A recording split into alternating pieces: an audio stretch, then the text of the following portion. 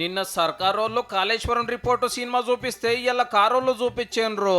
సచివాలయంలో ప్రాజెక్టుల మంత్రి ఉత్తమ్ సారు, బీఆర్ఎస్ ఆఫీస్ లో పాత ప్రాజెక్టుల మంత్రి హరీష్ రావు సారు పేద టీవీలో వీడియోలు చూపించుకుంటా రిపోర్ట్లు ఉన్నది ఆ సార్ చెప్తే ఆ రిపోర్టే తప్పు అనుకుంటా ఈ sir it's a fake report, illogical report, trash.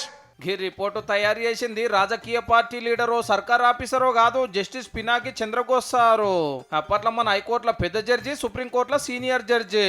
16 నెలలు ఆఫీసర్లు, ఇంజనీర్లు, ప్రాజెక్టుల గురించి తెలిసిన వాళ్ళు, పాత సీఎం, మంత్రులు ఇట్లా 119 మందితోటి మాట్లాడి అన్ని కాయిదాలు చెకింగ్ చేసి 650 పేజీల రిపోర్టు తయారు చేసి కాళేశ్వరం కట్టిన వాళ్ళేమో గిట్లన పట్టారే. కేవలం కేసీఆర్ గారిని వ్యక్తిగతంగా ఆయనని ఇబ్బంది పెట్టాలి, కేసీఆర్ గారిని హింసించాలనేటువంటి ధోరణే తప్ప మీరు చెప్పవలసినవి చెప్పినాకనే రిపోర్టు తయారైందని మర్చిపోతే ఎట్లా సారు? ఇదే కాదు, దేశంలో అన్ని డ్యామ్లను చెకింగ్ చేసి రిపోర్ట్ ఇచ్చే ఎన్డీఎస్ఏ, స్టేట్ విజిలెన్స్ అన్ని రిపోర్ట్లు సేమే ఉన్నాయి. చెప్పింది ఒక కాడ, కట్టింది ఇంకొక కాడ. మట్టి కరెక్ట్ గా టెస్ట్ చేయలేదు, కేబినెట్ పర్మిషన్ తీసుకోలేదు.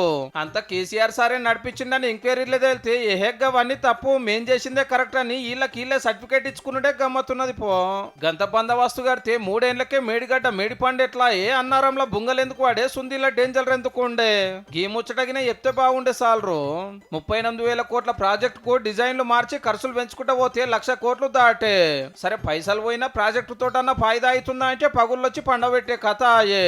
ఇక ఈ రిపోర్టు మీద అసెంబ్లీలో చర్చ చేసినాక ఎవరి మీద ఏం యాక్షన్ తీసుకుంటారో గానీ నా మెదడు రంగరిచ్చి కాళేశ్వరం కట్టినని గొప్పగా చెప్పుకున్న సార్ ఇప్పుడు సప్పుడు చేస్తూ